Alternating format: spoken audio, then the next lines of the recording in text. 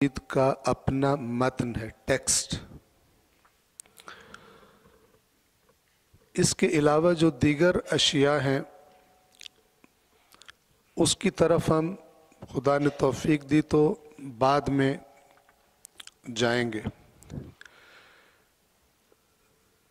اس درس سے ہمارا ارادہ کیا ہے کہ ہم اللہ کی کتاب کا جو متن ہے، جو اللہ تعالیٰ کے اپنے الفاظ ہیں اور جو اللہ تعالیٰ کے اپنے جملے ہیں، اس کا جو اپنا کلام ہے، اس کو سن کر ہمیں کیا سمجھ آتی ہے، کس حد تک سمجھ آتی ہے۔ یہ میں کیوں کہہ رہا ہوں؟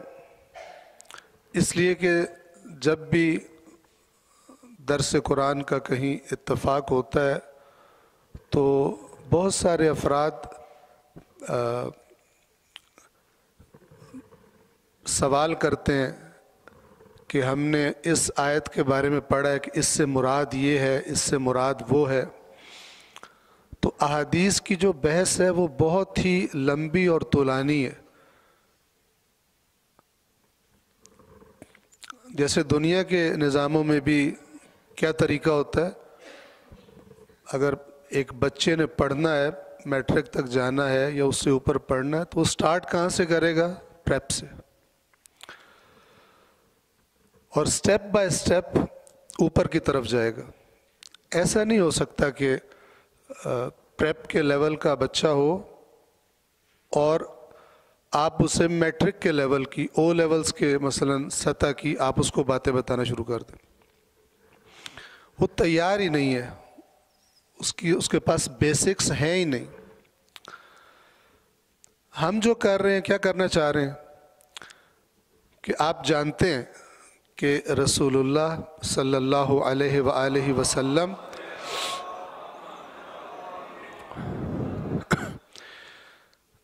نے اللہ کے حکم سے جب تبلیغ شروع کی تو رسول اللہ کا جو تبلیغ کرنے کا ہتھیار تھا وہ یہی قرآن تھا، اور جن کو رسول اللہ سنا رہے تھے وہ کوئی ویلکم نہیں کر رہے تھے اس کو۔ اس قرآن کے اندر موجود باتیں، یہی ٹیکسٹ، یہی الفاظ ان کے دلوں میں اتر جاتے تھے، کفار کے دلوں میں اتر جاتے تھے۔ جن الفاظ کے بارے میں آج ہمارے دلوں میں دلچسپی پیدا نہیں ہوتی اور ہم اس سے متاثر نہیں ہوتے، یہ قرآن رسول اللہ کا سب سے بڑا ہتھیار تھا کفار کو مسلمان بنانے کے لیے، جو خدا سے دور تھے انہیں خدا سے قریب لانے کے لیے۔ اور اس بات کو میری ذرا غور سے سنیے گا کہ جب رسول اللہ قرآن انہیں سناتے تھے، وہ رسول اللہ کو رسول نہیں مانتے تھے، یہ قرآن اثر کرتا تھا ان پر۔ اگلا سٹیپ بعد میں آتا ہے، جب ایک شخص مسلمان ہو گیا اس کے بعد رسول اللہ کوئی اگلی بات اس کو تفصیلات بتاتے ہیں تو مانے گا، لیکن جو اصل چیز تھی کفار کو اسلام کی طرف لانے والی، وہ کیا تھی؟ وہ اللہ کا بھیجا ہوا یہ قرآن تھا۔ اور ہمارے ائمہ نے بھی جو ہم کو ترتیب بتائی ہے دین سیکھنے کی، وہ بھی قرآن مجید کو پہلے سٹیپ کے طور پر پیش کرتے ہیں۔ پہلا قدم دین سیکھنے کا اللہ کی کتاب ہے، اور آپ معاشرے میں دیکھ رہے ہیں کہ پہلا قدم تو دور کی بات، آخری قدم بھی نہیں ہوتا۔ صلوات پڑھیے محمد و آل محمد۔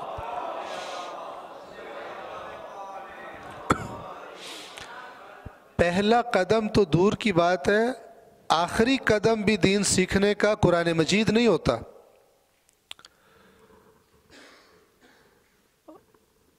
مرنے کے بعد جو بعد والے ہوتے ہیں وہ چاہتے ہیں کہ قرآن اس مردے کو فائدہ دے، اس مردے کو بینیفٹ دے۔ یہ بے عقلی ہے۔ میں بغیر تکلف کے آپ کی خدمت میں عرض کر رہا ہوں، جو آپ کے ذہنوں میں سوال آئے وہ آپ سوالات کر سکتے ہیں۔ یہ یاد رکھیے کہ ہم صرف ٹیکسٹ کو فوکس کر رہے ہیں، تاکہ ہم آگے بڑھ سکیں.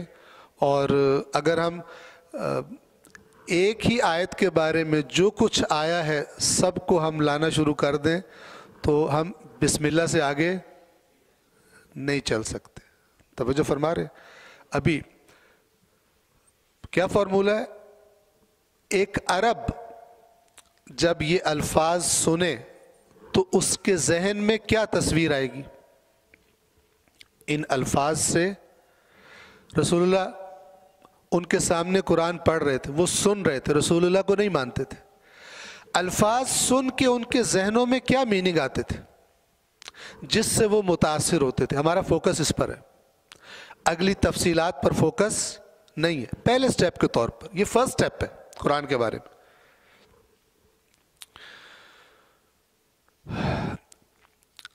اور اس میں یہ بھی اضافہ کر دوں کہ دوسری تمام زبانوں کی طرح قرآن مجید کی جو زبان عربی ہے، زمانہ گزرنے کے ساتھ ساتھ اس کے الفاظ کے استعمال میں تبدیلی آئی ہے، چینج آئی ہے. ہم نے کس بات پہ فوکس رکھنا ہے کہ یہ جو لفظ ابھی میں پڑھ رہا ہوں مثلاً قرآن میں، جب قرآن نازل ہو رہا تھا اس زمانے میں اس لفظ سے اس عرب کے ذہن میں کیا معنی آتا تھا. ورنہ آج یہی الفاظ جو عربی زبان کے الفاظ ہیں، ان میں سے بعض کے میننگ کچھ چینج ہو چکے ہیں. میں آپ کو انگلش کی مثال دیتا ہوں. اگر ونڈوز بولا جائے، ونڈوز، تو آج کل تو ذہن میں کیا آتا ہے؟ ونڈوز سے کھڑکی نہیں آتی ذہن میں، مائکروسافٹ ونڈوز انسان کے ذہن میں آتی ہے. لیکن آج سے 50 سال پہلے، آج سے 100 سال پہلے ونڈوز سے وہ چیز ذہن میں آ ہی نہیں سکتی تھی جو آج آ رہی ہے.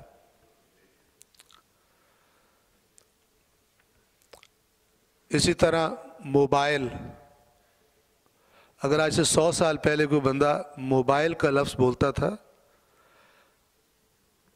تو یہ چیز جو آج ہمارے ہاتھوں میں ہے یہ کبھی بھی ذہن میں نہیں آ سکتی تھی.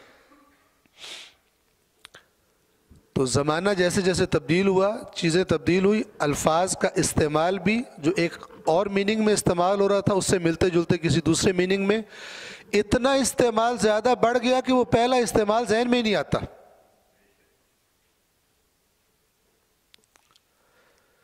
اگر موبائل سے ہمیں سیل فون کے علاوہ کچھ اور مراد لینا ہو تو ہمیں وضاحت کرنی پڑے گی کہ میں کس کو موبائل کہہ رہا ہوں. ورنہ اگر میں وضاحت نہیں کروں گا تو سننے والا موبائل سے سیل فون سمجھے گا، موبائل فون سمجھے گا. لہٰذا اگر قرآن مجید کا ہم ایگزیکٹ ایکوریٹ میننگ سمجھنا چاہتے ہیں تو ہمیں دیکھنا ہوگا کہ ان الفاظ کے جو میننگز تھے اس زمانے میں کیا تھے. اور کچھ بہت امپورٹنٹ الفاظ ہیں قرآن کے کہ جن کا معنی جو اس وقت ہمارے ذہنوں میں ہے وہ اس زمانے میں عربوں کے ذہنوں میں نہیں آتا تھا. مثال، قرآن مجید میں ایک لفظ بہت زیادہ تکرار ہوا ہے، ریپیٹ ہوا ہے، کفر، کافر، کافرون، کافرین. جب ہم کافر کا لفظ سنتے ہیں تو ہمارے ذہن میں فوری طور پر نان مسلم آتے ہیں اور ہم سمجھتے ہیں کہ اس بات سے ہمارا کوئی تعلق نہیں ہے، یہ نان مسلمز کی بات ہو رہی ہے.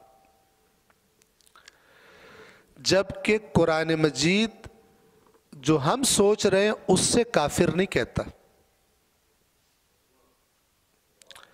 کیوں؟ ہمیں دیکھنا پڑے گا کہ عرب قرآن کے نزول کے زمانے میں کفر سے کیا معنی لیتے تھے. عرب جان بوجھ کے کسی چیز کو چھپا لینا، اس کا انکار کر دینا چھپا کر اس کو، اسے کہتے تھے کفر. تو کافر کون ہوگا؟ جس کے پاس کوئی بات آئے اللہ کی طرف سے جان بوجھ کے نہ مانے. تو اگر ہم کافر کا نان مسلم والا معنی اپنے ذہن میں رکھیں گے تو ہم ان ساری آیات سے کہیں گے کافر بہت برے ہیں، کافر بہت برے ہیں، نان مسلم بہت برے ہیں.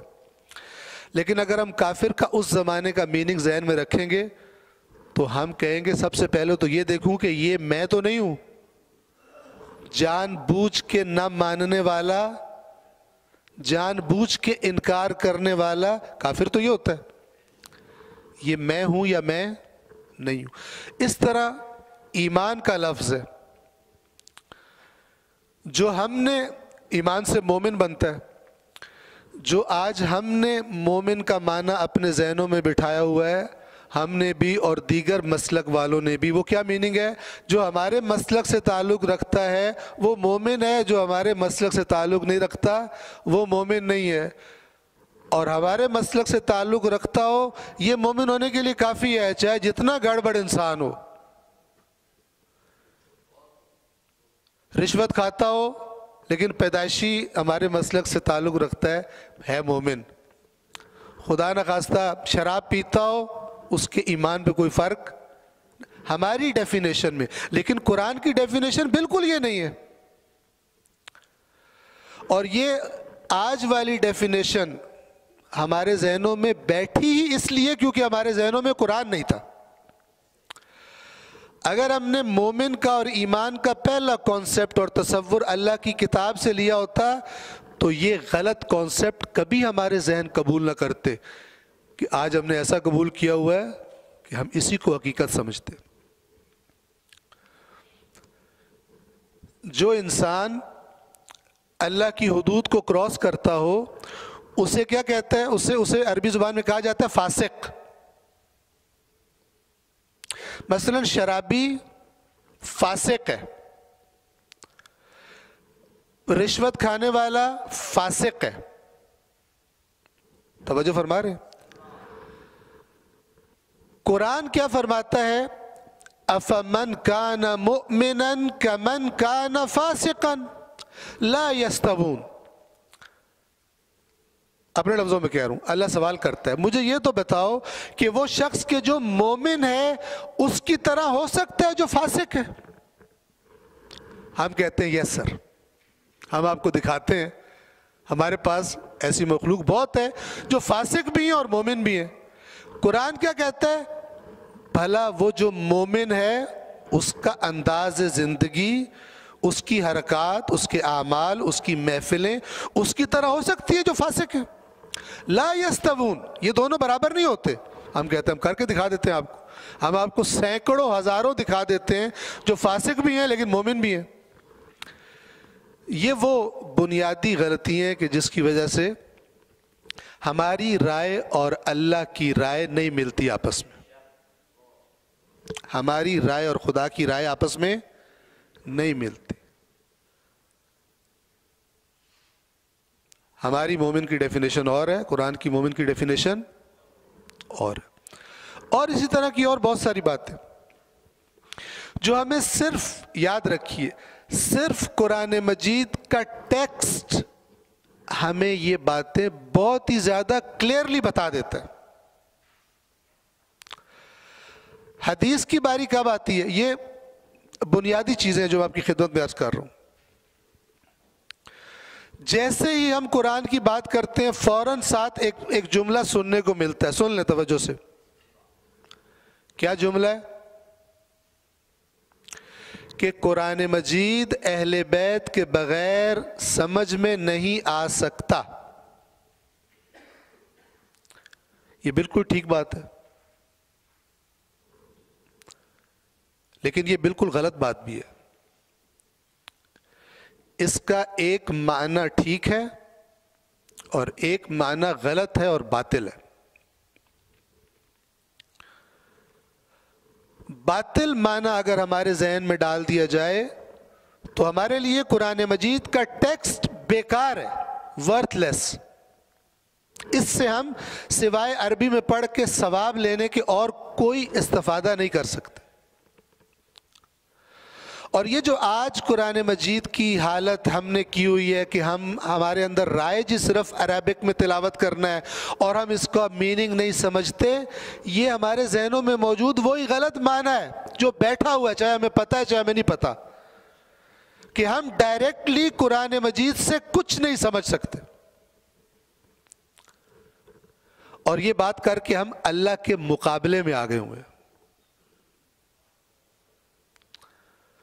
جو کہتا ہے ہم نے یہ قرآن نازل اس لیے کیا تاکہ لوگ اس میں غور و فکر کریں، ہمارے ذہن میں کیا بیٹھا ہے؟ اس میں ڈائریکٹلی غور و فکر نہیں ہو سکتا۔ توجہ فرمائیں، یہ جو آج بیماری عام ہے معاشرے میں قرآن مجید سے دین نہ سیکھنے اور سمجھنے کی، اس کا کاز کیا ہے؟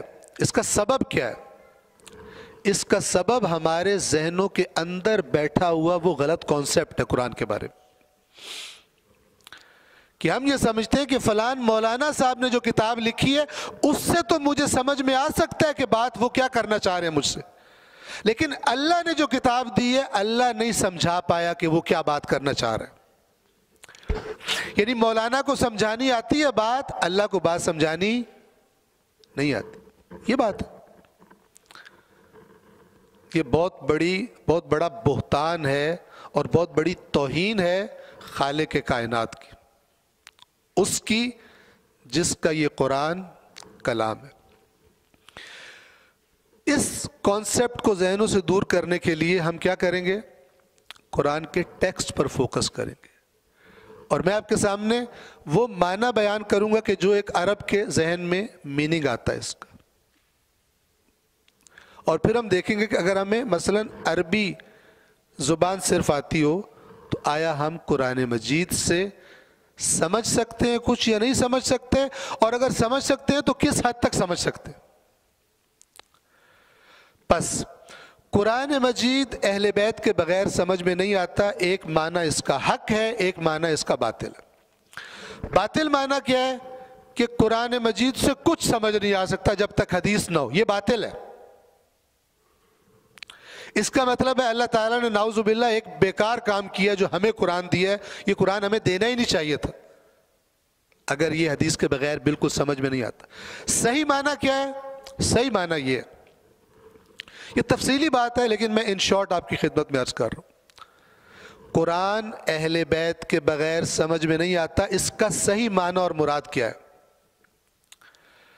اس کا صحیح معنی یہ ہے کہ جو بات جتنی قرآن مجید میں کر دی گئی ہے وہ وہی ہے، وہ چینج نہیں ہو سکتی۔ اس چیز کی جو قرآن میں بیان کی گئی اگر تفصیلات ہیں، وہ تفصیلات ہمیں کہاں سے ملے گی؟ رسول اللہ سے ملیں گی، اہل بیت اطہار سے ملیں گی۔ اور مکتب اہل بیت، شیعہ مذہب، شیعہ مکتب، ان کا یہ عقیدہ ہے کہ ہم قرآن مجید کی گہرائی، قرآن مجید کے احکام کی تفصیلات ہم کہاں سے لیں گے؟ ہم رسول اللہ سے اور ان کے جو اہل بیت اطہار ہیں، یہ ہماری چین ہے دین لینے کی۔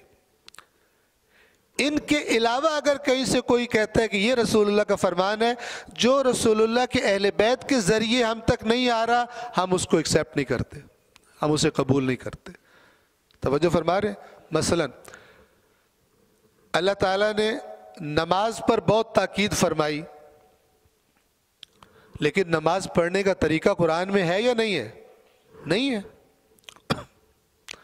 آپ تکبیرۃ الاحرام کہتے ہیں، یہ نہیں ہے قرآن میں کہ اس طرح نماز شروع کرنی ہے۔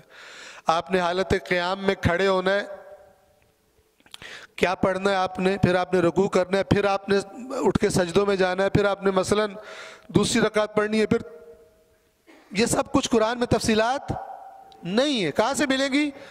حدیث سے ملیں گی ہمیں۔ یہ معنی ہے کہ اگر ہم صرف قرآن کو لے کے بیٹھ جائیں تو ہمارے پاس دین کیا بچے گا؟ ہم حدیث کے محتاج ہیں، رسول اللہ کے فرمان کے محتاج ہیں تاکہ ہمارے سامنے مکمل تصویر آ سکے۔ یہ ٹھیک معنی ہے اس کا، لیکن یاد کیا رکھنے کی بات ہے کہ جو بات قرآن مجید میں کر دی گئی ہے وہ وہی ہے جو کی گئی ہے، اس کو بھی اگر آپ چینج کر دیں تو پھر یہ قرآن مجید نعوذ باللہ ایک بیکار یوز لیس چیز ہے۔ کہ میں جو قرآن سے پڑھتا ہوں تو مجھے کچھ سمجھ آتا ہے، تھوڑی دیر بعد مجھے کوئی بتاتا ہے کہ یہ مراد نہیں، یہ مراد کچھ اور ہے، تو پھر یہ کتاب کیا ہو جائے گی؟ وہی ہو جائے گی جو آج کل ہم نے بنائی ہوئی ہے کہ ہمیں تو اس میں سے سمجھ نہیں آتا۔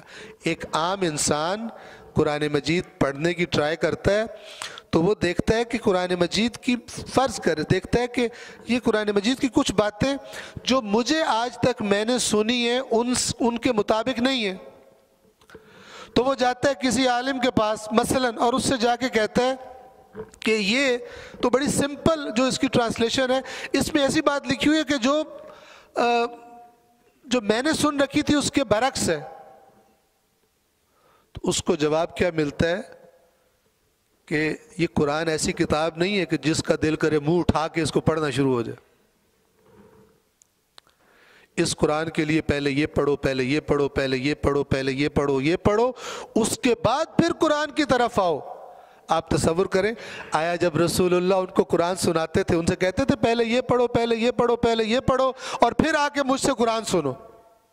نہیں، وہ تو قرآن سننے سے بھاگ رہے تھے، وہ باقی پڑھائیاں کہاں سے آگے پڑھتے؟ تو جب اس قسم کا جواب دیا جاتا ہے ایک عام انسان کو تو وہ کیا اس کے ذہن میں بیٹھ جاتا ہے کہ اگر میں قرآن پڑھوں گا تو میں گمراہ ہی نہ ہو جاؤں، لہٰذا وہ قرآن سے صرف وہی یوز کرتا ہے کہ تعویذ بنا لو یا کتنی کتنی دفعہ ایک سورت کو پڑھو تو اس سے یہ کوئی معجزہ ہو جائے گا اور یہ میرا مسئلہ حل ہو جائے گا، سب کچھ کرے گا، قرآن مجید سے ہدایت لینا ترک کر دے گا۔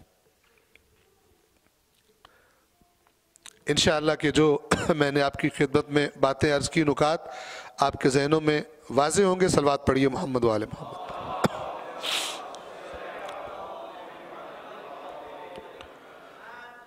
انہی سے مربوط بہت ساری باتیں ہیں کہ جو انشاءاللہ آیات قرآن کے ضمن میں خود بخود موضوعات آتے رہیں گے اور ہم ان کو ڈسکس کرتے رہیں گے۔ جو باتیں میں نے ابھی تک کی ہیں ان کے حوالے سے کوئی سوال ہو تو انشاءاللہ اس کے لیکچر کے اینڈ میں انشاءاللہ آپ کر سکتے ہیں۔ سورۃ الفاتحہ کا ہم آغاز کر رہے ہیں۔ فاتحہ فاتح کا مؤنث ہے، فاتح کا معنی ہوتا ہے کھولنے والا۔ یہ جو حملہ کرتے تھے کسی ملک پر یا شہر پر اور اس کو فتح کر لیتے تھے، یہ فتح سے ہی فاتح نکلا ہے۔ اس کا اصل معنی ہے کھولنا، چونکہ شہروں کے دیواریں ہوتی تھی، قلعے ہوتے تھے، جو فاتح ہوتا تھا پھر وہ اس دروازے کو کھول کر اندر داخل ہو جاتا تھا، اسے کہا جاتا تھا یہ اس شہر کا فاتح ہے۔ فاتح یعنی کھولنے والا، فاتحہ یعنی کھولنے والی۔ کس کو کھولنے والی؟ اللہ کی کتاب کو کھولنے والی۔ یعنی یہ سورہ وہ سورہ ہے جس سے خداوند عالم کی کتاب میں آپ داخل ہوتے ہیں، اللہ کی کتاب کے دروازے کو کھولنے والی صورت ہے۔ اور یہ نام اس سورہ مبارکہ کو کس نے دیا؟ خود رسول اللہ صلی اللہ علیہ وآلہ وسلم نے۔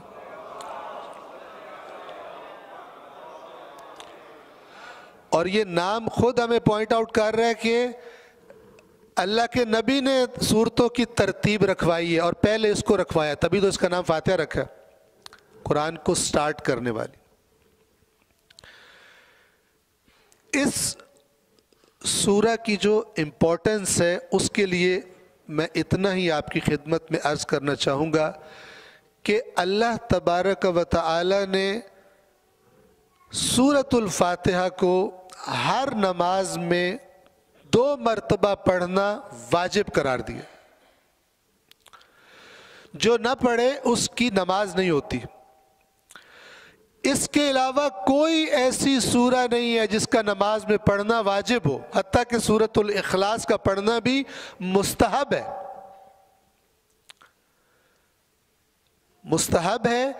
سورۃ الفاتحہ کا پڑھنا واجب ہے اور وہ بھی 1 مرتبہ نہیں 2 مرتبہ۔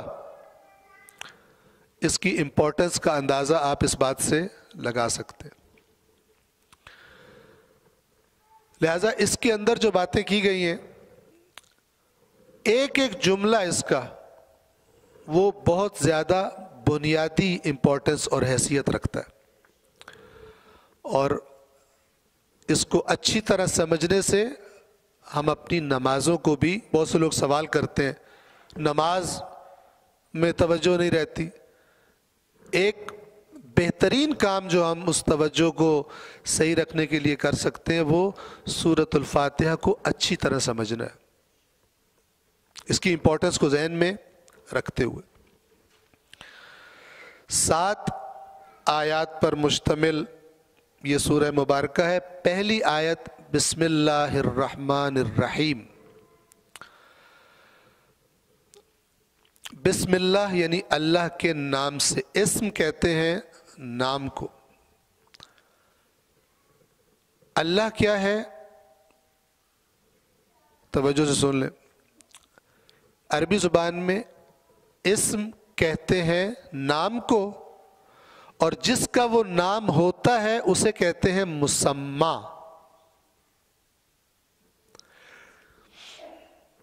اللہ نام ہے، اللہ اسم ہے، مسمى کون ہے؟ وہ ذات اقدس خود، جس کا نام اللہ ہے۔ بسم اللہ یعنی اللہ کے نام سے۔ ترجمہ کیا کیا جاتا ہے؟ شروع، آغاز کرتا ہوں یا کرتی ہوں اللہ کے نام سے۔ اللہ کے لفظ کا کیا مطلب ہے؟ اسم کا معنی میں نے آپ کو بتا دیا۔ اسم ایک ایسا لفظ ہوتا ہے کہ جس کو جب بولا جائے تو وہ ذات ذہن میں آتی ہے کہ جس کا یہ اسم ہے۔ اللہ کا لفظ کیا ہے؟ اللہ کا لفظ قرآن مجید نے اور رسول اللہ نے پہلی مرتبہ استعمال نہیں کیا، عرب اس لفظ سے آشنا تھے، جانتے تھے اس کو۔ آپ قرآن مجید میں پڑھیں گے کہ وَلَئِن سَأَلْتَهُم مَّنْ خَلَقَ السَّمَاوَاتِ وَالْأَرْضَ لَيَقُولُنَّ اللَّهُ، کہ اے رسول اگر آپ ان مشرکوں سے، یہ جو اللہ کے ساتھ اوروں کو شریک بنا رہے ہیں، ان سے اگر آپ سوال کریں گے کہ آسمانوں اور زمین کو کس نے خلق کیا ہے، تو یقیناً یہ جواب دیں گے اللہ نے۔ بس اللہ کے لفظ سے، اللہ کے نام سے آشنا تھے، اللہ کو مانتے تھے، خالق مانتے تھے۔ قرآن کے الفاظ، اگر آپ سے پوچھیں انہیں رزق کون دیتا ہے تو یہ کہیں گے اللہ۔ اللہ کو رازق بھی مانتے تھے۔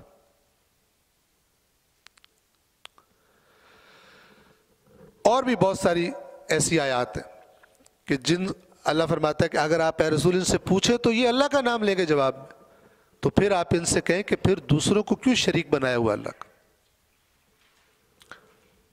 شرک کا مقابلہ توحید کے ساتھ۔ اللہ کا مطلب کیا ہے؟ اللہ کا لفظ بنا ہے الہ سے، الہ جو ہم کہتے ہیں نا لا الہ الا اللہ، الہ سے اللہ کا لفظ بنا ہے۔ اس الہ کے لفظ پر ایک الف لام کا اضافہ ہوا اور یہ لفظ اللہ بنا، اور یہ مخصوص کر دیا تھا عربوں نے کس کے ساتھ؟ اس ذات اقدس کے ساتھ کہ جو اس کائنات کا خالق بھی ہے، اس کائنات کا رب بھی ہے، مدبر بھی ہے، سب کچھ ہے۔ یہ عرب بھی سمجھتے تھے، لیکن کہتے تھے یہ جن کی ہم عبادت کرتے ہیں یہ بھی اللہ کے پارٹنر ہیں، بیچ میں شریک ہیں۔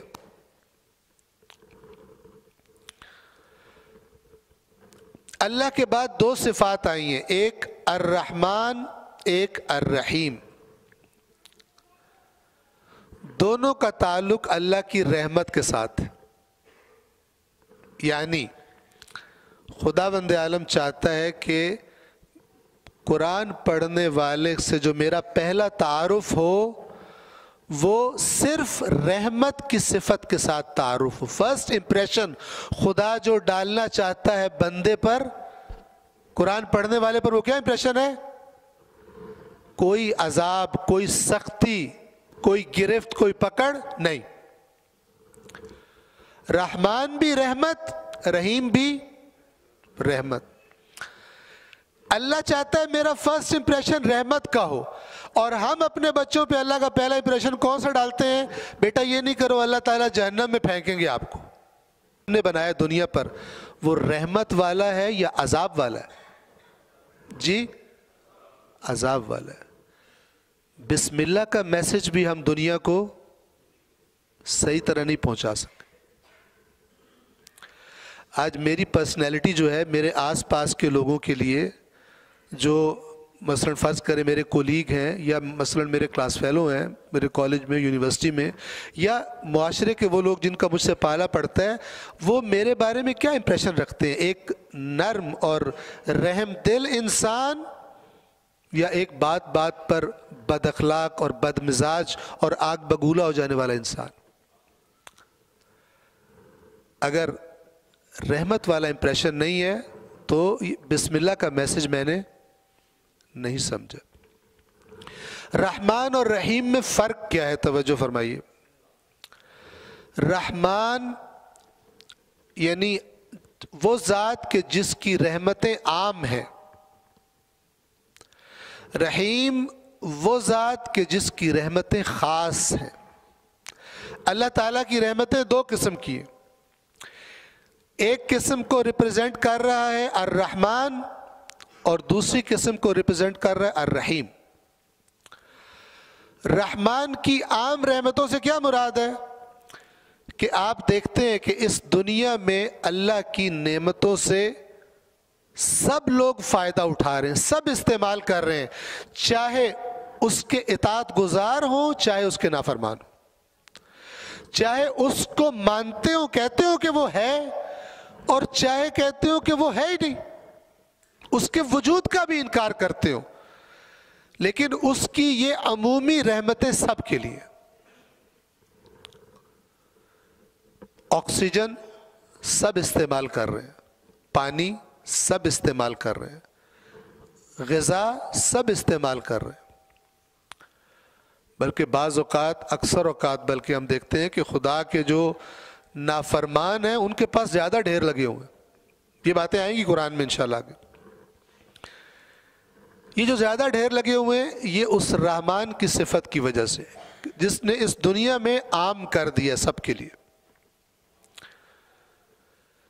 رحیم خصوصی صفات ہے، توجہ فرمائیے گا، خصوصی رحمت ہے.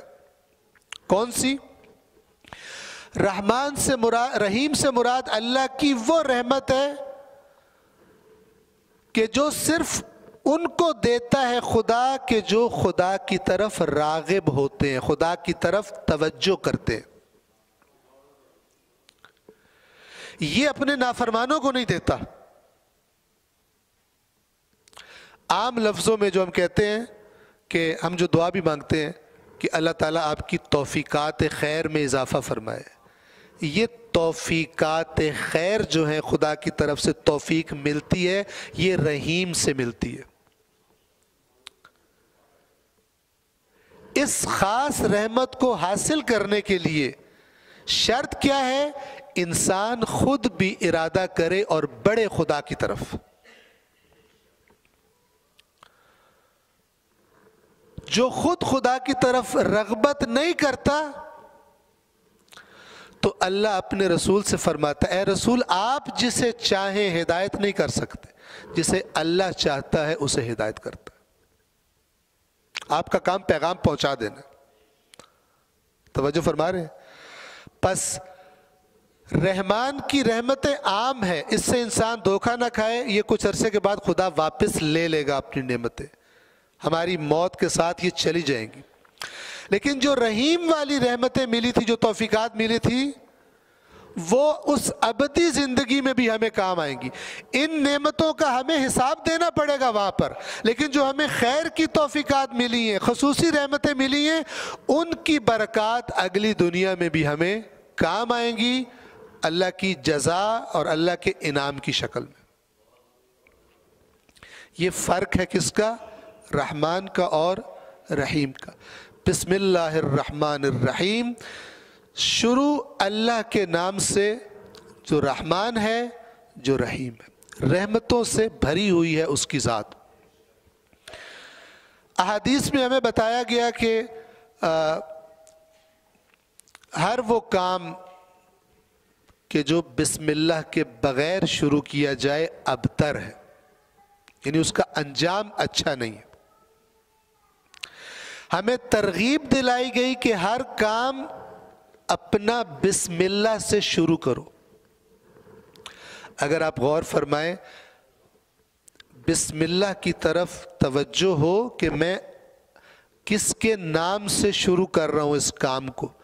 اگر کوئی انسان ہم میں سے پابند ہو جائے، ہم اپنے بچوں کو عادت ڈلوائیں، اور وہ ہم سب سے بہترین عادت ڈلوانے کا طریقہ کیا ہے کہ بچہ ماں کو دیکھے، باپ کو دیکھے کہ بسم اللہ پڑھ کے کام سٹارٹ کرتی ہے۔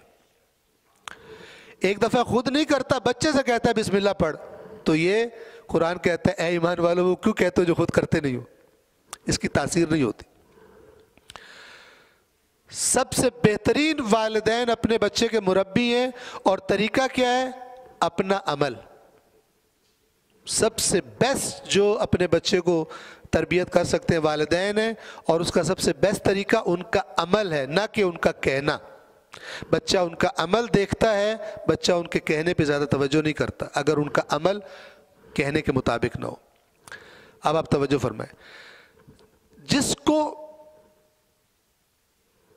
عادت ہے پکی کہ میں نے اپنا ہر کام بسم اللہ الرحمن الرحیم سے شروع کرنا ہے، مجھے بتائیے کہ وہ غلط کام کیسے کرے گا؟ توجہ کریں، لوگوں سے چھپ کے کوئی خرابی کرنا چاہتا ہے، اگر بسم اللہ کے بغیر شروع نہیں کرتا تو کیا کرے گا؟ لوگوں سے چھپ کر غلط کام کرنے سے پہلے کہے گا بسم اللہ الرحمن الرحیم، نہیں کہتا۔ یا خدا کو چھوڑے گا یا اس کام کو چھوڑے گا جس کام کا اسے بسم اللہ ہی بتا دے گی کہ یہ اس لائق نہیں ہے کہ تو یہ کام کرے میرے ذریعے۔ توجہ فرما رہے ہیں؟ خود ایک بسم اللہ میں اتنی تاثیر ہے کہ اگر انسان اس کے معنی کی طرف توجہ رکھتا ہو۔ صلوات پڑھیے محمد و آل محمد۔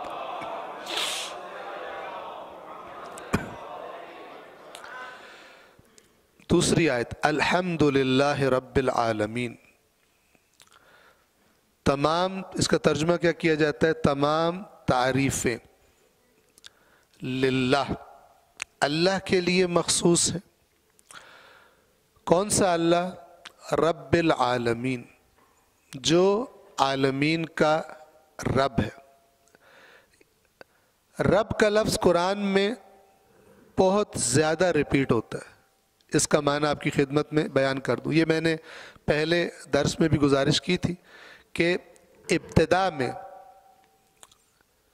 چونکہ کچھ باتیں نہیں ہوں گی، بعد میں وہ ریپیٹ ہوں گی، تو ابتدا میں ہماری جو سپیڈ ہے وہ کچھ کم رہے گی، اور تاکہ ہم باتوں کو اچھی طرح سمجھا سکیں، خاص طور پہ وہ الفاظ کے جو امپورٹنٹ بھی بہت زیادہ ہیں اور ریپیٹ بھی بہت زیادہ ہوتے ہیں، تو پھر بعد میں ہمیں وہاں پہ رکنے کی ضرورت پیش نہیں آئے گی۔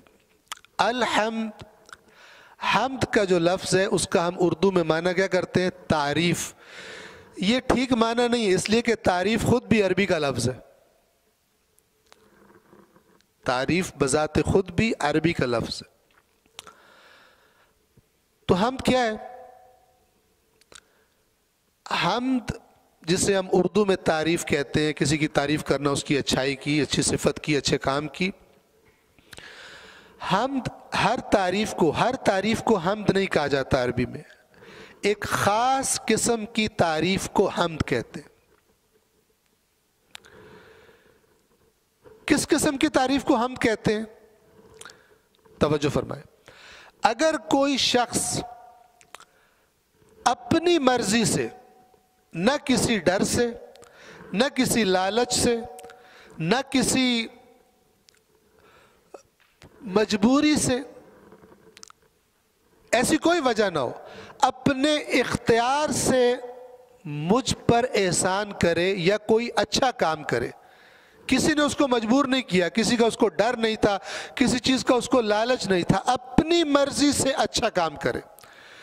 یہ جو اگر کوئی شخص اپنی مرضی سے اچھا کام کرے، اپنے اختیار سے اچھا کام کرے، تو اس کو دیکھ کر جو اس کی تعریف کی جاتی ہے اس کو عربی زبان میں حمد کہتے ہیں۔ توجہ فرما رہے ہیں؟ اللہ کا کوئی کام ایسا نہیں ہے جو اس نے اپنے اختیار سے نہ کیا ہو، کسی نے مجبور کر دیا ہو۔ توجہ فرما رہے ہیں؟ لہٰذا فرمایا کہ یہ حمد کا لفظ ہمیں کیا بتا رہا ہے ایکچولی، کہ جو تم جس کی تعریف کر رہے ہو، جتنا کچھ دیکھ رہے ہو اس کے احسانات، اس کی مخلوق، یہ اس نے اپنی مرضی سے کیا ہے۔ چاہے یہ خلقت ہو، چاہے تمہیں خلق کرنا ہو، چاہے تمہیں نعمتیں دینا ہو، نہ وہ کسی سے مجبور ہوتا ہے، نہ اسے کوئی مجبور کر سکتا ہے۔ الحمد، تمام حمد یعنی اللہ کے اختیاری کام ہیں سارے کے سارے، جن کے مقابلے میں یہ تعریف کی جا رہی ہے۔ للہ، اللہ کے لیے ہے۔ کوئی پوچھے کیوں حمد کروں اللہ کی؟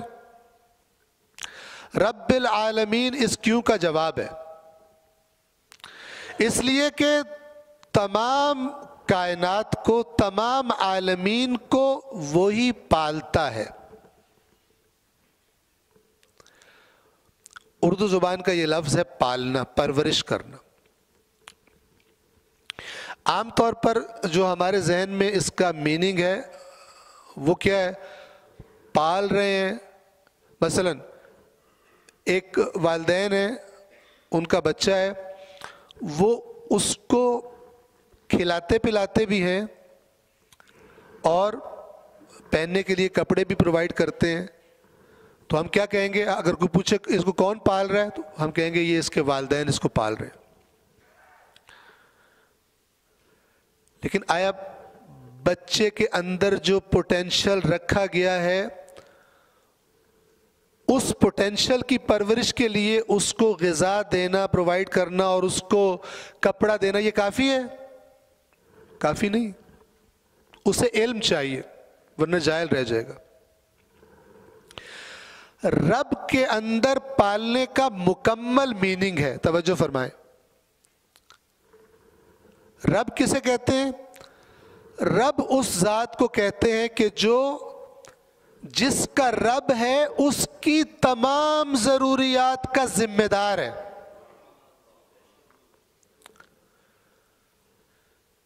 جس کا وہ رب ہے اس کی جتنی ضروریات ہیں، وجود میں جب سے وہ چیز آئی اس وقت سے لے کر جو اس کی لاس، اس کے کمال کی آخری سجات جہاں تک پہنچنے کی اس کے اندر صلاحیت ہے،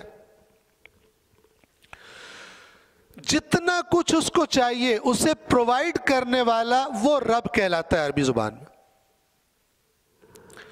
تو یہ آیت ہمیں کیا کہہ رہی ہے کہ یہ جس کی حمد کا تم سے کہا جا رہا ہے، یہ کون سی ذات ہے کہ جو اپنی تمام مخلوقات کی تمام ضروریات ان کو پرووائڈ کرتا ہے۔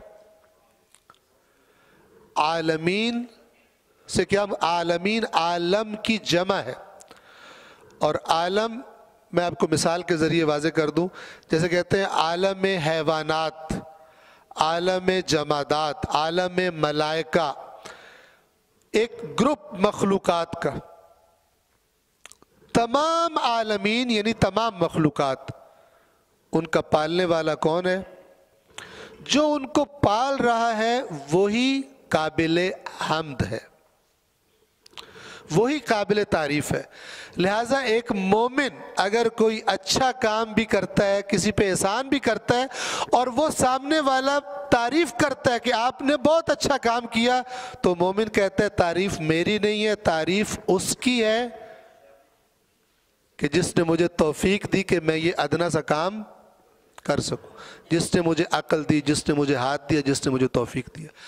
مومن اپنی تعریف سے کا خواہش مند نہیں ہوتا، یعنی جیسے جیسے انسان کے ایمان کا درجہ اوپر جاتا جائے گا اپنی تعریف کا کم خواہش مند ہوگا، اور تمام تعریفیں کس کے لیے سمجھے گا، مخصوص کر دے گا؟ اللہ تبارک و تعالیٰ کی ذات کے لیے۔ अल्हम्दुलिल्लाह रब्बिल आलमीन, तमाम तारीफ़ें अल्लाह के लिए मखसूस हैं। क्यों? इसलिए कि सबको वही पाल रहा है।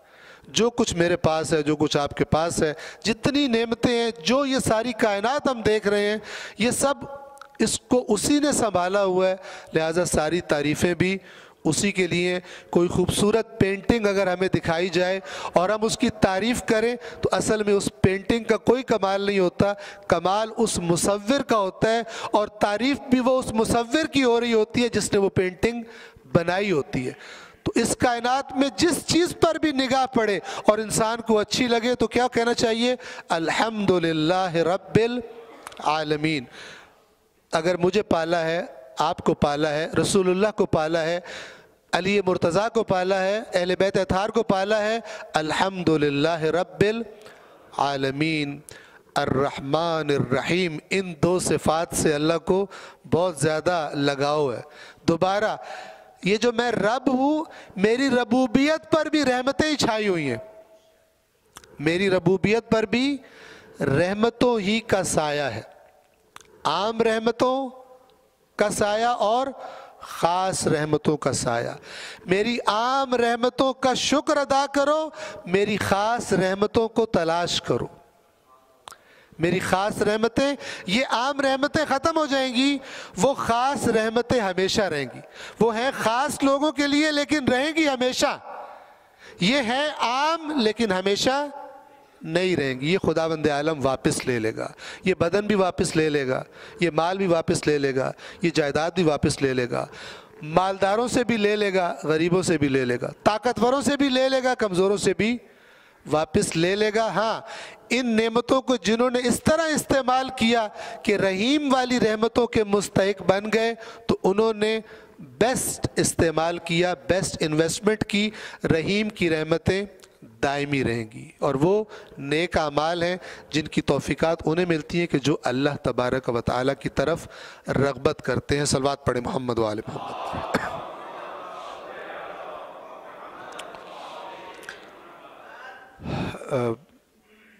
टाइम जो फिक्स्ड है वो ख़त्म हो गया, ये 7:02 ऊपर हो गए। तो इंशाअल्लाह सवाल जवाब जो आप करना चाहें, जो भी सवाल आए, मेरी आपसे ख्वाहिश होगी, अलबत्ता जो भी सवाल से मुराद जो हमारा मौजू है उससे मरबूत, जो मैंने बातें की पहले, कोई इबहाम हो, कोई चीज़ वाज़े ना हो जहन में, तो ज़रूर सवाल करें, और आपके सवाल ही मुझे ख़बर देंगे कि आप इंशाअल्लाह इस दर्स से कितना इस्तिफ़ादा कर रहे हैं और कितना करेंगे। और मेरी ये भी ख्वाहिश है कि इंशाअल्लाह नेक्स्ट संडे भी ये दर्स होगा। आप तशरीफ़ लाएं, लेकिन ख़ुद कुछ अगर आप मुताला करेंगे तो जो आप सिर्फ़ सुनने से गेन कर रहे हैं उससे कई गुना ज़्यादा अगर आपने ख़ुद भी स्टडी किया होगा तो आप गेन कर सकते हैं। जिनकी दस्तरस में कोई तफसीर है, तफसीर नमूना, आप उसको पढ़ सकते हैं। ख़ास तौर पर सूरतुल फातिहा का कह रहा हूँ। उसके बाद मैं आपसे कहूँगा कि आप सिर्फ तर्जुमा पढ़ के आएँ, चूँकि सूरतुल फातिहा का तर्जुमा बिलअमूम आपको मालूम है, इसलिए तफसीर का कह रहा हूँ। वरना अगली जो सूरतें होगी इंशाअल्लाह उसमें टेक्स्ट जो है कुरान का, उसका तर्जुमा पढ़ के आए और कुछ भी ना पढ़ें। चूँकि हम क्या चाहते हैं, हम देखें कि कुरान के तर्जुमे से हम किस हद तक बात को समझ सकते। सलवात पढ़े मोहम्मद व आले मोहम्मद।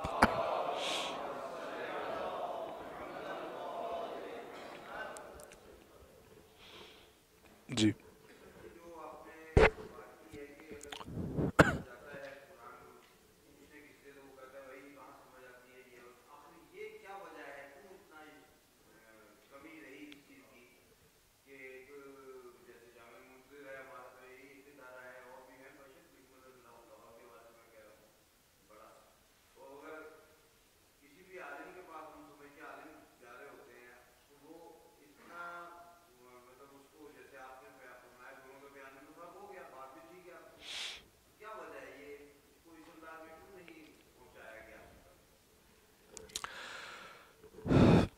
सवाल आपके सामने वाज़े है, देखें, तवज्जो कीजिए। ये एक बहुत बड़ी ख़ता है कि जो आवाम के लेवल पर भी है और بہت سارے مقامات میں اوپر کے لیول پر بھی ہے. اگر آپ سروے کریں، میں کراچی وغیرہ میں بھی یہ عرض کیا کرتا ہوں کہ اے کاش جس کو ہم انوائٹ کرتے ہیں، آپ لوگ انوائٹ کرتے ہیں مجلس پڑھنے کے لیے، کوئی لیکچر دینے کے لیے، دین بتانے کے لیے، اس کرسی پر یا اس ممبر پر بٹھانے سے پہلے اس کے سامنے ایٹ رینڈم یوں کر کے قرآن کھولیں جیسے استخارہ کرتے ہیں، ٹھیک ہے؟ اور جو صفحہ بھی آ جائے اس سے کہیں کہ یہ اللہ کی کتاب کا جو صفحہ ہے پلیز اس کا ہمیں ٹرانسلیشن اور اس کا میننگ آپ ہمیں بتا دیں. اگر نہ بتا سکے تو اس سے معذرت کر لیں. جس کو اسلام کی بیسک کتاب ہی جو نہیں بندہ پڑھ سکا وہ آپ کو دین کیا بتائے گا؟ توجہ کر رہے ہیں؟ اور اگر آپ آج یہ کرنا شروع کر دے، قوم یہ کام کرنا شروع کر دے، تو موسم کافی صاف ہو جائے گا، سورج چمکنا شروع کر دے گا اور اس کی انرجی سے آپ استفادہ کریں گے. میں عرض کیا کرتا ہوں کہ اپنے بچے کو ایک سبجیکٹ کی ٹیوشن پڑھانے میں جتنی ہم سنجیدگی سے کام لیتے ہیں، خدا کے دین کے بارے میں اتنی سنجیدگی سے بھی کام نہیں لیتے. جس دین کے لیے امام حسین کو ذبح کر دیا گیا، جس کربلا کو ہم روتے ہیں، اس دین کو سیکھنے کے لیے اس دین کی امپورٹنس اتنی بھی نہیں ہے جتنی ہمارے بچے کے او لیولز کے فزکس کی امپورٹنس ہے. اس لیے کہ اس کے لیے بھی ہم بندہ تلاش کرتے ہیں کون اچھا جانتا ہے، کس کے پاس اچھی ڈگری ہے، کون اچھے طریقے سے میرے بچے کو فزکس پڑھائے گا. لیکن جب یہاں بٹھانا ہوتا ہے کچھ نہیں پوچھتے. اس سے بڑا ظلم دین کے ساتھ اور کیا ہو سکتا ہے؟ تو یہ رائج ہی نہیں ہے. قرآن مجید پڑھنا رائج ہی نہیں ہے، یہ عام مرض ہے. اس کا آسان جواب یہ کہ آپ تجربہ کریں. جو قرآن میں لکھا ہے وہ تو واضح لکھا ہے نا. ایک ٹرانسلیشن، دوسرا، تیسرا، چوتھا، 10 اردو پڑھیں، انگلش پڑھیں، آپ دیکھیں گے ایک ہی بات ہے. اب جب یہ ایک ہی بات ہے تو پھر کیوں چینج ہو رہی ہے؟ یہ اگر یہ جو بات سمجھ آ رہی ہے، اگر یہ بات نہیں ہے تو پھر یہ قرآن اللہ نے ہمیں دیا کیوں ہے؟ کنفیوز کرنے کے لیے، جبکہ بات کچھ اور تھی. یہ ابھی شاید آپ کو، چونکہ مثالیں آپ کے سامنے نہیں ہیں، انشاءاللہ مثالیں آئیں گی تو آپ کو اور یہ باتیں واضح ہوتی چلی جائیں گی. یہ جو آقا نے کہا ہے یہ پرابلم ہے، اور اس پرابلم کی وجہ ہمارا دین کے بارے میں نان سیریس رویہ ہے، غیر سنجیدہ. دین کے بارے میں ہم ایک عام اپنے بچے کے سبجیکٹ جتنے بھی سنجیدہ نہیں ہیں. اب میرے ذہن میں آ گئی، یہاں سے پہلے ایک جگہ پہ درس تھا، وہاں میں نے یہ بیان کی. یہ آپ کو توجہ دلانے کے لیے، توجہ فرمائیں. ہمارے ائمہ نے ہمیں گائیڈ کیا ہے، رہنمائی فرمائی ہے دین کس طرح سیکھو. ایک حدیث بیان کروں آپ کے سامنے مختصر الفاظ میں. یہ ہماری جو حدیث کی کتاب ہے الکافی، اس کے مقدمے کے اندر یہ حدیث موجود ہے. اس حدیث میں امام کیا فرما رہے ہیں کہ دین کس طرح سیکھو تو ٹھیک ہے، کس طرح سیکھو تو غلط ہے. وہاں فرماتے ہیں جس شخص نے اپنا دین اللہ کی کتاب سے لیا اور اللہ کے رسول کی سنت سے، یہ اتنا مضبوط ہوگا اپنے دین میں کہ پہاڑ ہل جائیں گے، یہ نہیں ہلے گا. پھر فرمایا اس کے برعکس، جس نے اپنا دین لوگوں سے سن کے لیا، صرف سنتا ہے، لوگ اس کو دین سے باہر نکال دیں گے، چونکہ اس کی اپنی تو کوئی بیس ہی نہیں ہے نا. سن رہے، ایک سنی، دوسری سنی، تیسری سنی. سوال آپ سے، یہ دو روش جو امام نے بتائی، ایک قرآن و سنت سے لینے والی اور ایک لوگوں سے سن کر لینے والی، ان میں سے صحیح کون سی ہے، پہلی یا دوسری؟ جی پہلی نا. اور ہمارے یہاں رائج کون سی والی ہے؟ الحمدللہ رب العالمین. آپ دیکھیں حالت دیکھیں.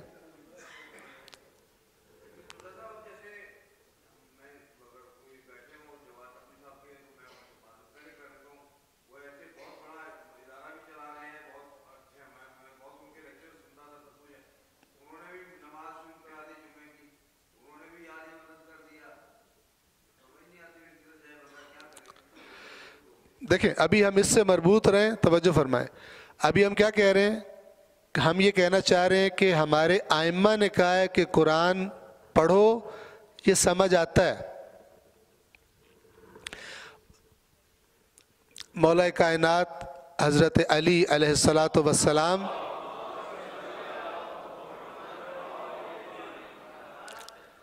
فرماتے ہیں لا خیر فی عبادت لیس فیہا تفقہ، اس عبادت میں کوئی خیر نہیں جس میں سمجھ نہ ہو۔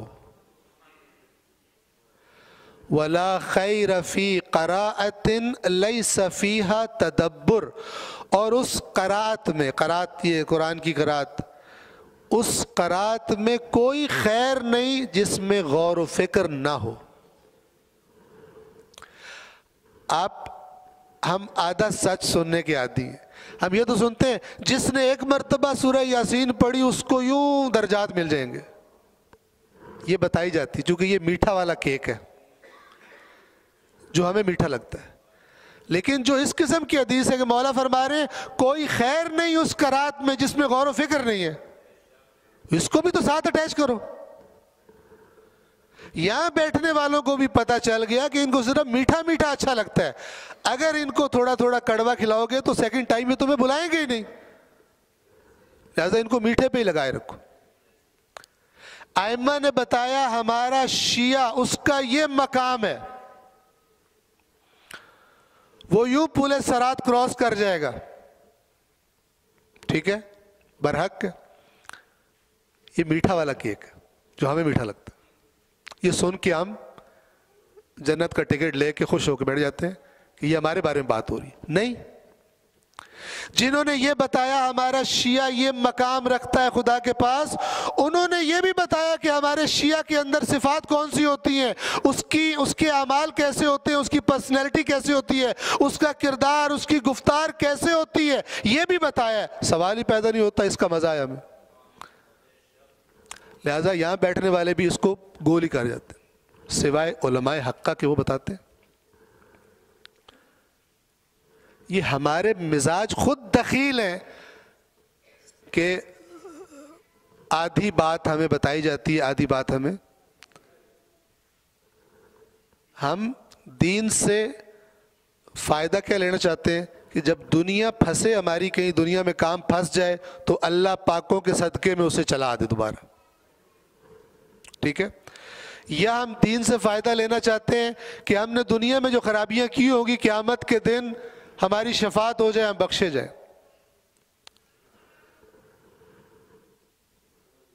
ہم دین سے یہ نہیں لینا چاہتے کہ ہم زندگی کیسے گزاریں۔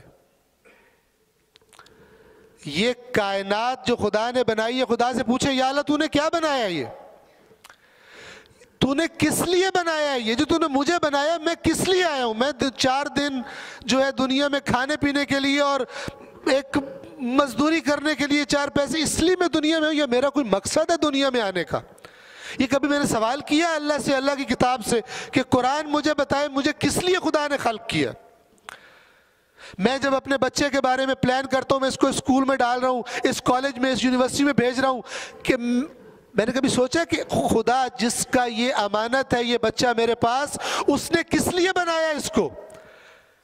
یا میرے ذہن میں وہی کانسیپٹ فیڈ کر دیا گیا کہ جو ویسٹ سے آیا ہے کہ یہی دنیا تمہارا سٹارٹ ہے، یہی دنیا تمہارا اینڈ ہے، نہ اس سے پہلے کچھ تھا تمہارے لیے، نہ اس کے بعد کچھ ہے تمہارے لیے، جو کچھ تم نے گین کرنا ہے اسی دنیا میں گین کرنا ہے۔ لہٰذا ہم کہنے کو مسلمان ہیں لیکن فوکس سارا کا سارا ہماری دنیا ہے۔ ہم نے کبھی اس کتاب سے پوچھا ثواب لینے کے علاوہ بھی کچھ کام کیا اس سے؟ کہ پوچھے تو صحیح۔ اللہ کہتا ہے خبردار مت سمجھنا کہ میں نے اس کائنات کو اور اس کے اندر تمہیں بغیر مقصد کے پیدا کیا ہے۔ میں نے اللہ سے پوچھا یا اللہ کیا مقصد ہے؟ تاکہ میں جو اس دنیا میں آیا ہوں، کچھ عرصہ پہلے بھی نہیں تھا، کچھ عرصہ بعد بھی نہیں ہوں گا، پتہ تو کروں کہ میں اس مقصد کے ساتھ ان لائن جا رہا ہوں یا میں ڈی ٹریک ہو گیا ہوں، پٹڑی سے اتر گیا ہوں، میں کہیں اور جا رہا ہوں۔ آپ توجہ فرما رہے ہیں؟ ایک مثال پہ بات کو ختم کرتا ہوں۔ آپ یہاں لاہور میں جائیں بس سٹینڈ پر، اور